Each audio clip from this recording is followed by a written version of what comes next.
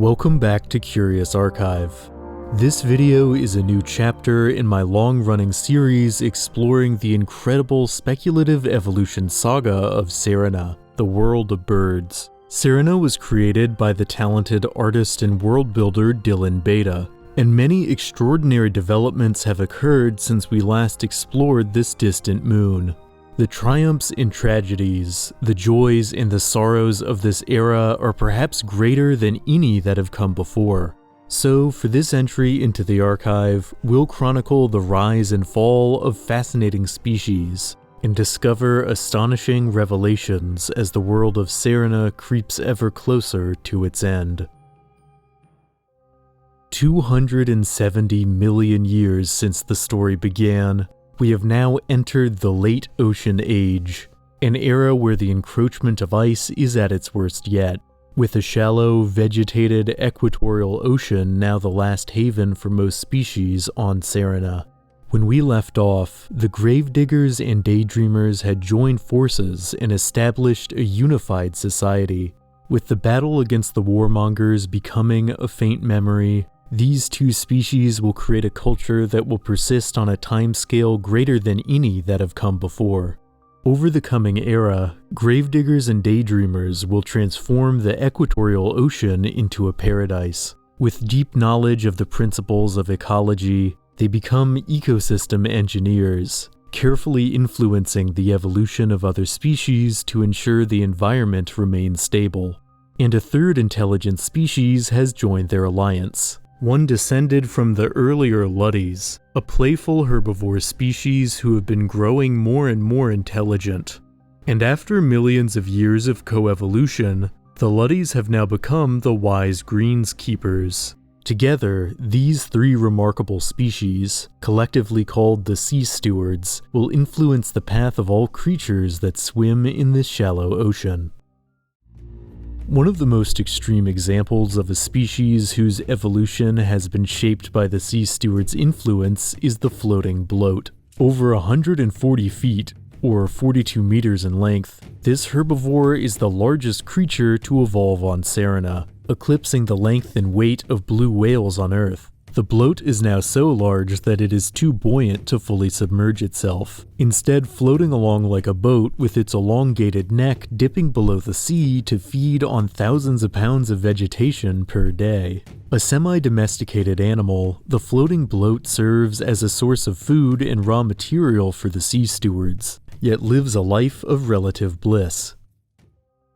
Another species much changed by the sea steward's presence are the auk vultures. A type of seraph, the auk vultures are one of the last descendants of the archangels that once ruled Serina's skies. Like earth vultures, auk vultures have converged upon a scavenger niche, feeding off the scrap piles of the sea stewards. This behavior has caused the auk vultures to become unusually intelligent, able to manipulate gravediggers into offering them scraps by performing simple tricks. They're a lineage to keep an eye on. Within this engineered ecosystem, many species remain wild. One of the more fascinating keystone lineages of this era are the sea lumps. An offshoot of the land truncos we've seen in past eras, sea lumps managed to escape the ice-scarred mainland to the lush underwater Eden just beyond the shore. Now a specialized marine subspecies, the sea lumps have become a keystone lineage in the shallow oceans. One species seems more changed than any other. The sea sagas, once mighty predators feared by all, now function as a garbage disposal service. Fed by the sea steward's regular supply of waste, these terrifying ant colonies have learned not to attack the providers of their consistent meals. But the sea sagas have not been tamed by this partnership. They have only been made smarter. The colonies know that for now, the path of least resistance is waiting passively for offerings of garbage. But if this uneasy contract is ever terminated, the sea sagas will not hesitate to do whatever they need to survive. Over the next several million years, sea steward society remains remarkably unchanged, as the foundations of their civilization are ecologically sustainable and not inclined to technological shifts. In the ancient Daydreamer prophecy, which told of 3 different essences of a deity creator, water, land, and air, finding each other again, has now been largely relegated to a myth. In all their travels, sea stewards have never encountered flying lifeforms with advanced intelligence, so many assume the 3rd essence never existed after all. Yet there are regions the sea stewards have yet to chart. Few species from the shallow sea venture past the southernmost islands, but this young glacial foxtrotter, the last of the 3-legged Canathere lineage, is about to stumble upon a forgotten land. Crossing a newly formed bridge of sea ice, the foxtrotter reaches the southern continent of Serina. This frozen region is a wasteland, yet it is not uninhabited. A few creatures eke out their lives in Serina's least welcoming environment, like the fearsome snow scrounger. These scavengers are the single living descendant of the squirk, a tentacle bird lineage that hasn't been as successful as the truncos in adapting to the changing world. The snow scrounger's presence makes life on Serina an uneasy prospect for the lone foxtrotter. Against all odds, though, it will establish a place here, and will not be the last foxtrotter to do so. Yet Serina isn't the only frozen wasteland on Serina. Its northern counterpart, the continent of Serinarcta, is home to a long-lost relative of the ocean-going gravedigger. The savage gravediggers are hulking predators that lost the spark of sapience in favor of physical strength. Rumors of these monsters form the basis of campfire stories among the ocean-going gravediggers, although few believe the stories to be true. And there is another remarkable species on Serinarcta that has slipped the detection of the sea stewards. The blue-tailed chatterravens are a territorial and often aggressive omnivore species that are nonetheless abnormally intelligent. For the chatterravens are the descendants of the white-margined chatterers, a species notable for being the pet of the last woodcrafter, and the chatterers are, in turn, distantly evolved from the babbling jays, the first advanced intelligent life to emerge on Serina for a brief time all those eons ago. In the present, chatterravens are intelligent enough to possess a rudimentary language, but none of them are truly sapient. That is, except for one. Bright-Eye is a young chatterraven with a rare mutation that allows for abstract thinking and imagination. He is a genetic throwback, having regained the spark of his ancestral species, and he isn't the only mutant in his family. His brother, whose name translates to White Crown, was born an outcast due to his lack of pigment.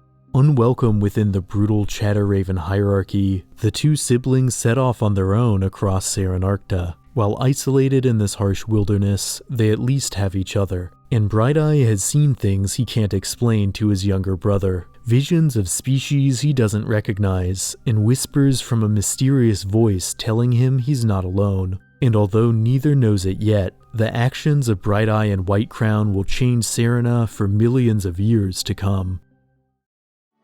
Many dangers await the brothers in the snowy wilds of Serinarcta. On silent, fur-lined wings, the startling snow spirit stalks prey like a vengeful ghost. The Ice Age descendant of the early Ultimocene Tribats, snow spirits fortunately rarely go for prey larger than rats. Like barn owls, they are nocturnal hunters, and have convergently evolved a facial disc to improve their hearing. In the winter darkness, spotting a snow spirit's large, expressive eyes is a frightening sight. Yet there are larger predators than snow spirits. Scissorjaws, the last species of the once thriving Cirquagadogs, are hunters with asymmetrical jaws capable of bringing down large predators. The scissorjaws, though, are on the absolute brink of extinction, for they are being systematically hunted by a force they cannot hope to understand. While journeying across the ice, the brothers encounter the body of a fallen scissorjaw. While White Crown takes the free meal without question, Bright-Eye can't help but wonder what kind of a predator hunts without eating their prey. Soon, the brothers find the answer. A woolly giant roams not far from the fallen scissorjaw. Bright-Eye recognizes it as a plant eater, and more remarkably, notices what appears to be a tool in its trunk-like beak. And when their eyes meet, Bright-Eye recognizes something else, the spark of intelligence. This is a woolly wumpo, the largest living land animal of this age, and one of the most intelligent. At long last, sapience has struck within the tentacle bird lineage. The woolly wumpos possess a unique language and can use tools, but they are fearful of outside dangers, eliminating the scissor jaws due to the potential threat they posed.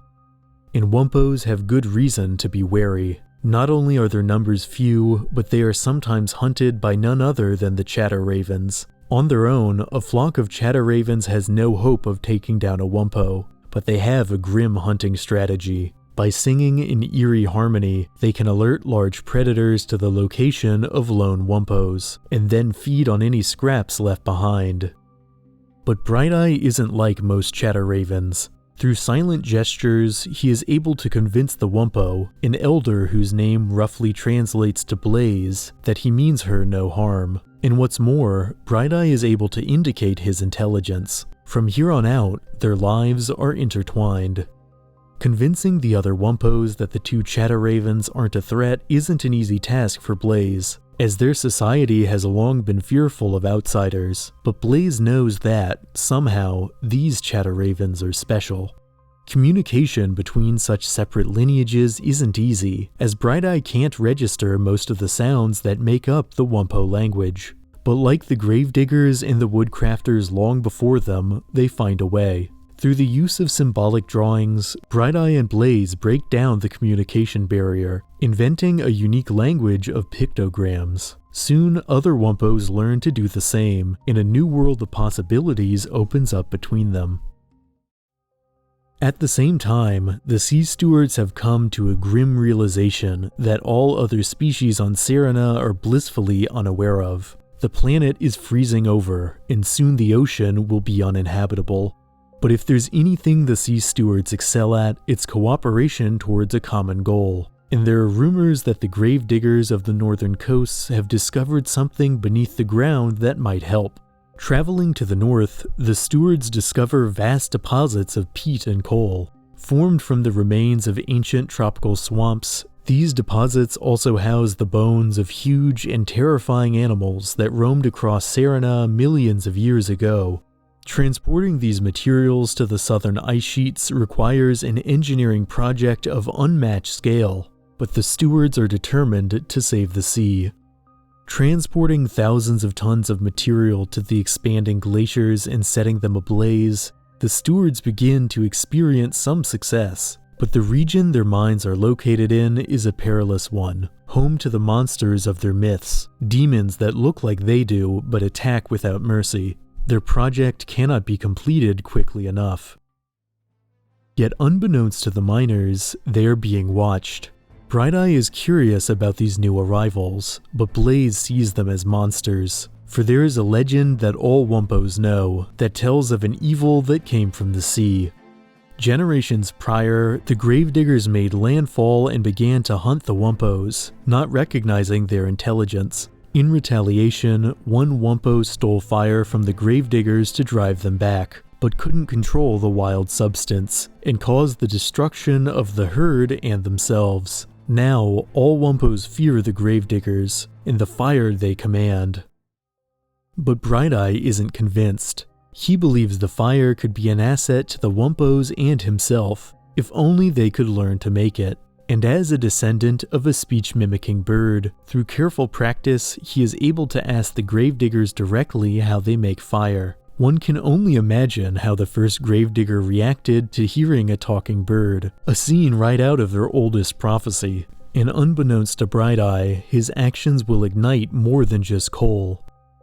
Word of a talking bird spreads like wildfire among the Sea Stewards. At last, the prophecy seems to be upon them, the third essence of their deity, the wings, having seemingly arrived. So when Bright-Eye asks the Sea Stewards to give fire to the wumpos and leave them in peace, who are they to say no? The stewards' engineering project is nearly complete, and with the danger of ice on the decline, sharing fire seems like little consequence. And far away, a presence watches all this unfold. Some of what it sees impresses the observer, yet other things have it worried. With the mass extraction of coal, a Pandora's box was now open. For the first time in 270 million years of its observation, something has arisen within the project that has the potential to destroy it. The Wumpos use the gift of fire to drive back any predators that threaten the herd. Whitecrown eventually departs, guided by instinct to return to the wild. In time, Blaze departs too, the elder Wumpo passing away peacefully. Bright-Eye mourns his loss and becomes increasingly frustrated with the strange expectations of the Sea Stewards. Then, to his horror, Bright-Eye discovers a growing wildfire spreading across the land. The Chatterravens, following the example of his brother Whitecrown, have learned to use fire to hunt, but they can't control it. The fire spreads to an underground coal seam and an apocalyptic chain reaction begins. Like the ancient Wumpo who thought they could control fire, Bright-Eye now realizes the depths of his mistake. In perhaps the greatest tragedy in all of Serina's history, the inferno spreads for miles across the land, all the way to the sunset. And so, this chapter of the world ends not with ice, but with fire. From miles away, the Sea Stewards can see the fire too, and know their world is coming to an end. And from far away, the observer, the one who has overseen this experiment since the beginning, feels something it isn't supposed to feel. It feels guilty. By whispering to Bright-Eye that he was not alone all those years ago, it interfered, and now everything had fallen apart. Dying on a smoldering beach, Bright-Eye hears the observer's voice again. It apologizes for all the suffering its curiosity caused, but Bright-Eye doesn't care, and with his last breath, he spits a curse at his creator. On the southern ice shelf, a lone snow scrounger notices the sky glows a brilliant orange. It has no way of knowing a global apocalypse is consuming Serina, but the observer knows what is to come, just as it knows everything that came before. Over the course of Serina's history, the observer has witnessed many tragedies, seen many brilliant sparks go out, and never has it interfered. Yet this tragedy was the indirect result of its own meddling, and as the observer reflects on the last living moments of one brave little bird, it makes a decision it has never before made: to offer help. Appearing to the surviving Sea Stewards as an amalgamation of many sapient species, the observer speaks. It tells them their world is ending because of the consequences of the choices it made, so now it is giving them a choice. The Sea Stewards can go to a planet just like the one they know, except where the fire never happened and the ice will not close in, so that one far and distant day their descendants will swim across a far wider sea. The Sea Stewards accept. The Sea Stewards awaken to a calm night, having forgotten all they have seen. To them, nothing has changed and not a moment has passed. The observer has solved its conundrum, splitting off the Sea Stewards and cloning their familiar world to colonize a new project as a compromise for its interference. On this new world, the Sea Stewards' culture is now free to advance. Yet far away, back on Serina, the experiment isn't over yet. With the observer returning to its impartial surveillance, Serina is left to see through another mass extinction on its own. With its major keystone species effectively gone in an instant, the consequences will be severe as Serina closes the door on one chapter and enters its final age. 6 hours into the late Ultimocene, the dawn rises on a world without the Sea Stewards. Ravenous Nimicorn thorn grazers feed on the bodies of animals claimed by the fire, which continue to burn through the coal seams beneath the earth. In time, the Sea Shoggoths, no longer provided with regular meals, will revert to their ancestral condition. And so, Serina enters a wild era, where for now only the toughest living things will be rewarded. The mighty bloats are one of the first species to vanish from this new world. With no natural defenses against horrors like the Sea Shoggoths, they make for easy targets. In just a few centuries, only the skeletons of these mighty oceanic titans remain. As Serina warms and the ice melts, the oceans grow deeper, and decaying plant life adapted for the shallows turns the seas toxic. resulting in almost 95% of ocean life becoming extinct. On land, a great thaw has begun. Duck-billed sea lumps, the only sea lump species still capable of walking, arrives in large numbers on Serina, fleeing the collapsing oceanic ecosystem. The foxtrotters that arrived here just 5 centuries ago find food is more plentiful, as do the snow scroungers. In Serina, the ice has also retreated, allowing for a rise in biodiversity. Yet the loss of the glaciers brings forth its own dangers. Millions of years of built-up ice exerted an extreme force upon Serina's crust, creating concentrated subsurface pockets. With the pressure now relieved, the plains have been transformed into a deadly minefield. Over the coming eons, volcanoes will come to life after tens of millions of years of dormancy, which will result in even more rapid warming. Yet Serina, eventually, begins to heal. Several millennia later, there are few visible signs of the Sea Steward civilization left, with the occasional exception of a gravedigger knife or a shard of pottery exposed through erosion. Their legacy, though, has left one final mark on Serina. The auk vulture, always an intelligent species that learned to perform tricks in exchange for food, has evolved to be even smarter now that they must fend for themselves. Most auk vultures are highly intelligent for an animal, but among a small population, which refer to themselves as reapers, a fluke of nature has caused the spark of sapience to arise once more. The reapers are a spiritual, melancholy group who knows their kind is not likely long for this world. Yet one reaper, whom we will call Eve, will play a central role in a story unlike any other. The story begins in the atmosphere above Serina. Something that looks like a comet from the surface is circling the moon. 2 pods detach and crash land on the ground, sustaining heavy damage. These mysterious probes are perhaps the first new stimulus to enter the closed system of Serina in over 270 million years. Losing connection to the host satellite, they are now very much alone. One of these bizarre probes sets out from the crash site, searching for the other. From the sky, the Reaper known as Eve watches the strange star creature with curiosity. She's never seen anything like this being that moves like a living thing yet doesn't seem to be alive. Soon, the autonomous probe finds their sibling has not survived the crash. They will have to explore this strange new world all on their own. But Eve follows the being, which she names Felstar, on a journey across the uncharted surface. For she is alone as well, having not seen another intelligent Reaper in over a decade. At first, Felstar spends their time cataloging the world around them with mechanical indifference. But in time, they take notice of Eve, who points out native species to the curious robot.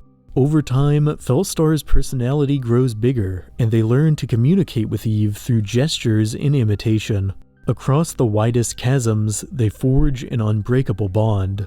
2 lonely souls, isolated by space and time, ultimately find whatever they need in each other. They travel for many seasons, and find there is much to live for.